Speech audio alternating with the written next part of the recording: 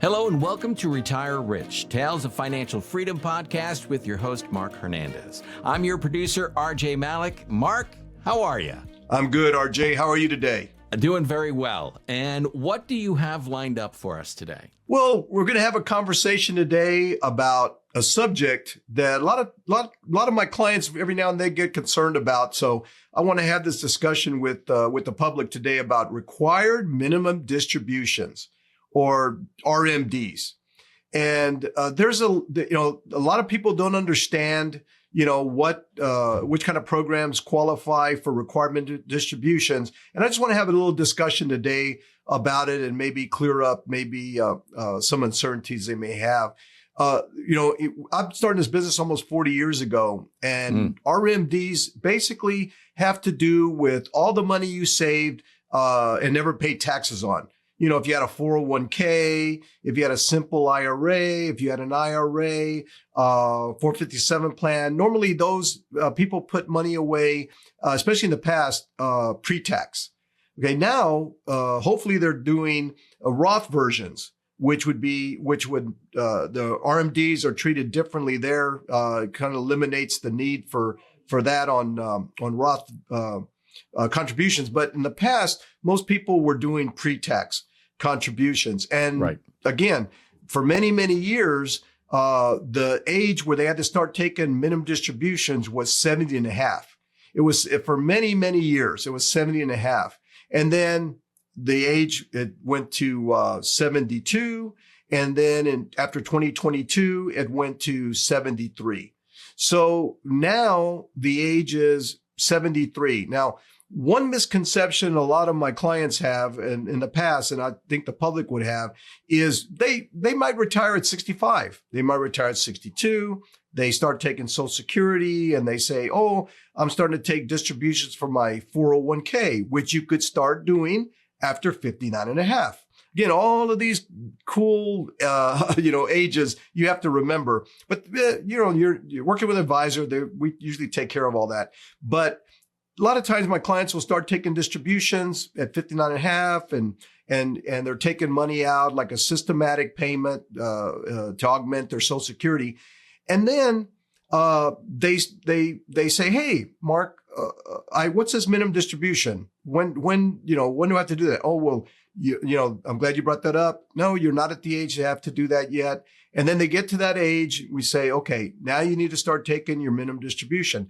And said, okay, well, I've been taking money out since I was 59 and a half. So I must have satisfied that minimum distribution. Well, unfortunately, that's not the case. Unfortunately, it's not like a cumulative thing where you said, hey, I took money out. No, the clock starts ticking when you hit age 73. And the year you hit 73, your first contribution has to come out before April 1st of the next year. So just to give you an example, RJ, I know you're not that age, but let's say you turned 73 in September of this year. Well, you have until September 2024, you have until April 1st of 2025 to start taking those distributions. And then you have to take them every year before December 31st of that year, the next year. So April 15th and December 31st. What happens if you don't? Oh, well, there is a tough excise penalty you're going to have to pay, RJ. Oh. You would have to pay a 50% penalty. Really? On what you had to take out. So on average, the first year, let's say some client has $1 million. Mm-hmm. Okay. So on $1 million, you might think, oh, minimum distribution, I need to take 5,000 or 10,000. No, it's roughly, I think it starts off like 4.25% or in that area. So they have to take out $42,000 in that first year. And I can tell you this, I've had conversations with clients and they are not happy at all. They said, hey, look, I've got that money in there. I don't need it. Right. And now they're saying I have to take it. Well, no, you have to take it. Well, think about that. What if you didn't take it? What if you didn't take it that year and it was $42,000? The penalty's 50%. That's a $21,000 penalty you have to pay. Now, so it's very important. Our clients, all the accounts they have with us, thank goodness the companies we work with, they usually 6 months, 8 months before they're going to reach the minimum distribution age, they get a notification. It says, or we get a notification, they get a notification that says, hey, you need to start planning to take your minimum distribution at this time. Well, again, we highly recommend, if you don't have an advisor you're working with, make sure that you get those calculations. And normally we fill out a form, especially the first time. We'll fill out a form, and it's based on usually the most people use the uniform lifetime table for minimum distributions, which is just based on how much money you have and your age, and then it calculates it for you. And then after that, it's like clockwork. Every year they'll send it. You can even say, hey, I'd like my minimum distribution to be sent at this time of the year. But remember, it has to be done every year before the end of the year, before December 31st. Okay. It has to be done. If you say, hey, I want it in September, get in September, October. Some clients want it monthly, or some clients want it quarterly or every 6 months. Okay. So they have some flexibility in being able to receive that payment whenever they want.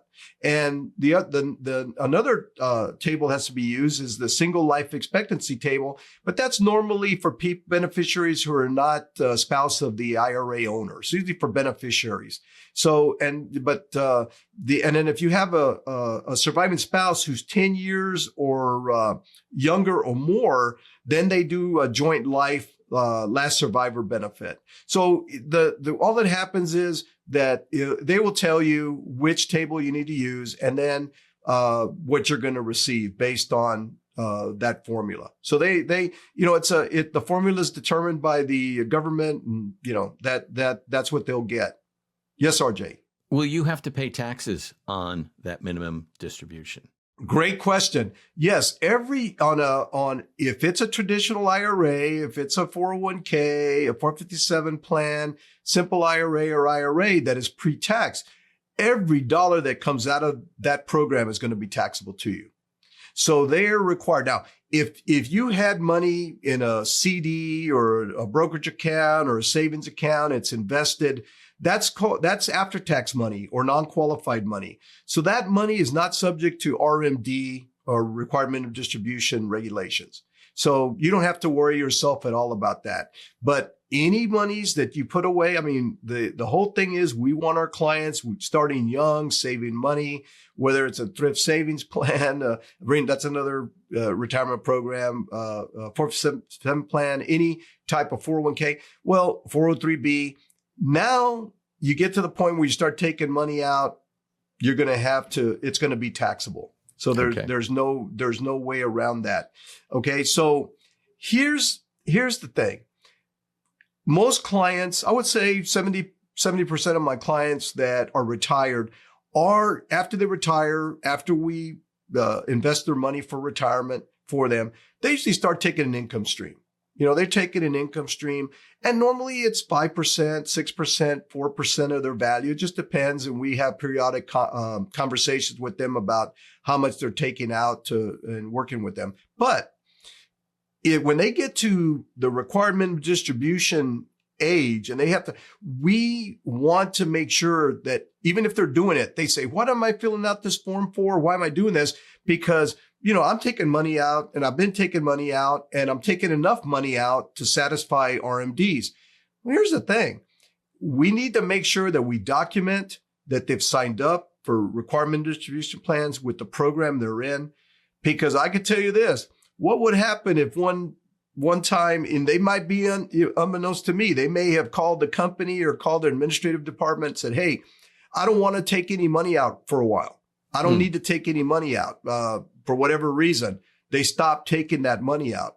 Well, guess what? If they're over 73 and they didn't take their RMD, like they were used to taking money out monthly or annually or whatever, but they stopped it and they did not have the RMD set up. Well, they might not send them the money automatically for the RMD. And what happens? Now you got a 50% penalty on what you should have taken out. Wow. So we make sure that they at least sign up for the RMD program, because if they are taking enough money to satisfy the requirement of distribution for that year, they will not be sent the RMD, because we still set it up to where, oh, I want my money to be sent, my RMD to be sent in September, or I want it right before Christmas for Christmas shopping. It's set up.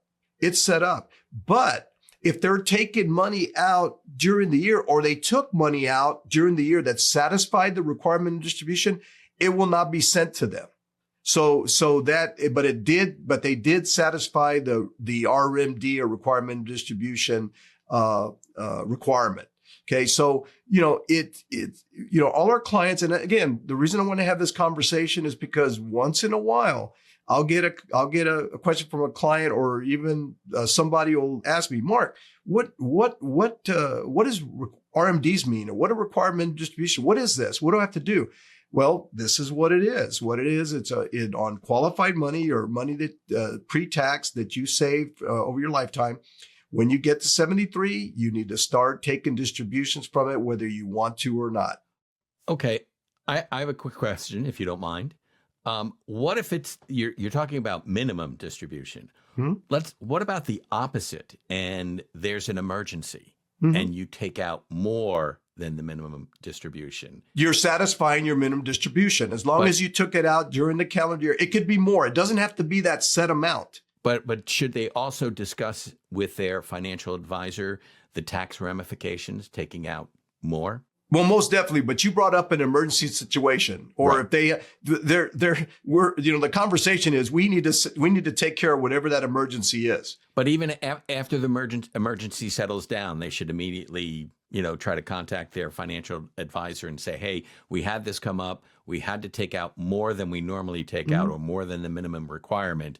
What are the tax ramifications? Is that a good question to ask? Yeah, normally we're aware of it. I mean, It's very rare that I'm not aware of it. I'm aware of it. And we've had that conversation already. He said, just to let you know, of course, you know that next January, the company's going to send you a 1099, and it'll reflect how much you took out from your qualified retirement plan, or from your plan, and you'll have to pay tax on it. Now, they also, RJ, have the opportunity at that time when they do make that distribution, and when we do set up their RMD paperwork, we do put on there if they want taxes withheld from every payment.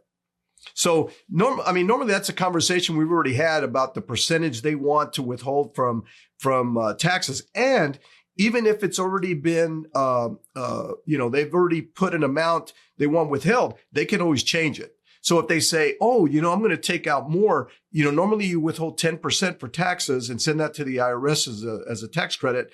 I want you to withhold 15%, or I want to withhold 20%. Maybe they talk to their tax professional or tax preparer and says, hey, I'm going to be taking out this amount of money. How is that going to affect me tax-wise? Well, then they have a good idea, and we can make that adjustment. And that adjustment could be for that year only. They can go back to their original tax withholding percentage afterwards. Okay. So but again, everything comes down to having conversations. Have a conversation with your advisor. Have a conversation with their administrative staff. What are you doing to make sure that we can properly advise you on how that's going to affect your plan? And again, we can't give them, I'm not a tax professional. We can't give them tax, but we know enough to be with our experience to know the rules. But we will tell them based on what they're taking out, that they will get a 1099, and then how much would they like to withhold? We do advise them to talk to their tax advisor to make the proper determinations. Okay, sounds good. Now, here's again, many of our clients, I would say 70% of our clients, they have their retirement plan with us. They've rolled over their IRA or their program to investments, and they're getting an income stream from those investments. Well, here's the thing. When those 30% that aren't doing that, and they don't want the money and they don't need the money, thank goodness they properly planned. Well, what happens is this, when it comes down to, hey, I'm going to have to start taking these minimum distributions. What do I do with this money? Okay. What am I going to do? We have conversation. What should I do? Well, I'll tell you one thing. that we've had a lot of success with, especially in larger amounts. As I said, if a client has a portfolio of $500,000, $1 million, $1.5 million, that the minimum distribution is substantial. In some cases, they say, hey, that's about as much as I made almost in a year in working, that I have to take out and be taxed on. Well, unfortunately, we can't, the first thing out of their mouth is, hey, is there any way we can put this somewhere where I don't have to pay tax on that money? Unfortunately not. I mean, that's the reason they have the required minimum distribution. They set it up that way because they want to eventually, and the way they set up the numbers is they want to eventually tax your money during your lifetime. The IRS, wants to, because they never received money while you were saving that money. So they want to tax the proceeds. Well, one of the things we do is we say, well, let's see how we can leverage that money. Okay. One of our most popular ways of doing that is when that money comes out, we purchase a life insurance policy. If they are, and the purpose of doing that is, number one, it creates more of a legacy. Okay. That money's coming out. That money could be used to create a legacy. That, buying a life insurance policy with that money. Cause remember that money's going to come out annually. They know they're going to get that money. And so what happens is we could say, normally what we do is we set up an insurance policy and we overfund it, and it could be paid up over 5 or 6 years where they don't make any more payments. And based on our calculations, the policy will go through their lifetime. And then what happens is the funds that they've taken that they had to pay taxes on, now they put in an insurance policy. Well, now those proceeds under current tax law are tax-free. So if the client passes away, that proceed goes to their beneficiaries tax-free. So even, so if they're paying $20,000 a year, $30,000, $40,000 a year, and then that death benefit, gets up to $500,000, $600,000, whatever it is, that goes to the family tax-free. Okay. Also, whatever the inside buildup of cash that's in the account is also available to them, and that can be withdrawn on a tax-free basis. So it sort of eliminates taxable burden to them, but it creates a program that can leave a legacy to their family. Again, they're saying, I really don't need this money. I don't, and I have to pay taxes on it. Well, now you can create a legacy, and we've had a lot of success doing that. The other thing, of course, they can do is now the money is, hey, I paid the tax on it. I could put it in my bank account. I can spend it. But again, most of the clients in this situation, they have adequate income. They don't need to spend it. A lot of times they just put it away or save it. They can put it in the bank. They can put it in, certificates of deposit. They can buy bonds with it, wherever. A lot of times we could put in programs. We have conversations. Well, we could try to put in something you can get a good rate of interest and then defer those taxes, a tax deferred program. So the taxes you would pay on a savings account, CD or whatever, the taxes stays with the money and it stays tax deferred. So these are, again, conversations we have with our clients to determine, what's best for them at that time. Sometimes they'll start gifting money to their family members, to their kids. They'll start gifting to them, maybe put away money for college for their grandkids. So there's a lot of different avenues that we take with our clients, having to take the minimum distribution. But the key is understanding that if you have pre-tax money in an IRA or 401k or thrift savings plan, or even you rolled it out into your own personal IRA, when you get to 73, you need to start taking the minimum distributions. And like I said, if you're working with an advisor and he's got you invested and you're already going to know about it. You're going to know about it well in advance. You're going to have it taken care of. And again, if you're already taking deductions and withdrawals from your plan, and you don't think you need to worry about minimum distribution, as long as you take enough, that's fine. But if you ever stop for whatever reason and you don't have that minimum distribution program in place, it could cause problems. So I highly recommend that when the time comes, make sure you set up the minimum distribution, regardless if you're taking withdrawals or not, and make sure that you understand, and then maybe have a game plan for the funds, after you get them, that's going to benefit your financial goals, either yourself or your family. Okay. Very good. Very good. This is an interesting topic because I'm not prepared for this. I mean, I listen to you and I'm going, geez, I haven't done that. But RJ, you're young. You still got years to go. Well, that's the thing. I mean, as long as my voice holds out, I'm working. And no, I'm not that young, Mark. Okay. But you're not 73. No, I'm not 73. Okay, because if you were, I would want to know who your plastic surgeon was. You already asked me once where my barber was. No, I'm kidding. Oh, no, we have the same barber. I know. Yeah. No, but on a serious note, I plan on working as long as my voice holds out. Great. And, because that's what I do. And so this was really interesting. I didn't know that at a certain point you have to start taking money out. So this was a great podcast for myself. Thank you.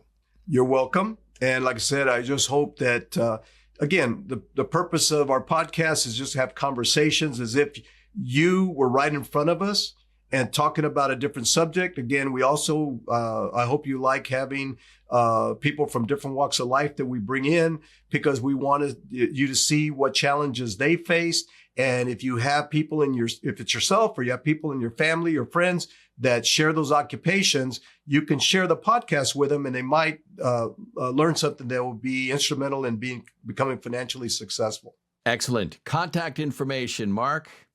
You call us at our office, area code 956-994-0407, or you can contact us through our website at www.mahfinancial.biz. That's M as in Mark, A as in Anthony, H as in Hernandez. That's my name. Okay. .biz. And we recommend you navigate the website. There's brochures there that have on interesting topics you can order. If you'd like to have a conversation with us, you can sign up for a complimentary conversation. Our podcasts are there. If you're missing our podcast, you can go back and listen to them, and you can share them. So that we look forward to hearing from you. All right. Excellent. And we look forward to your next podcast. And thank you for listening to today's Retire Rich Tales of Financial Freedom podcast. Please like, follow, and share this podcast with friends and family. Until next time, for Mark, I'm R.J. Malik. Thank you for listening to Retire Rich Tales of Financial Freedom. Have questions about topics covered during the show? Visit our website at www.mahfinancial.biz or give us a call at 956-994-0407. Don't forget to click the follow button to be notified when new episodes become available. Investment advisory services and financial planning services are offered through Simplicity Wealth, LLC, an SEC-registered investment advisor. SEC registration does not constitute an endorsement of the firm, nor does it indicate that the advisor has attained a particular level of skill or ability. Insurance, consulting, and education services offered through M.A.H. Financial.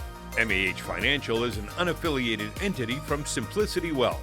Clicking the like button does not constitute a testimonial for or an endorsement of our investment advisory firm, any associated person, or our services. Clicking the like button is merely a mechanism to circulate our page. Like is not meant in the traditional sense. In addition, postings to our page must refrain from recommending us or providing testimonials for our investment advisory firm. Because the SEC and state securities regulators generally prohibit testimonials, any such postings are subject to swift removal. The views expressed herein reflect the views of Marc Hernandez and Carlos Lopez as of the date referenced. These views may change as conditions change. The views expressed herein are not intended and should not be construed as investment advice, and they do not address any individual's specific situation.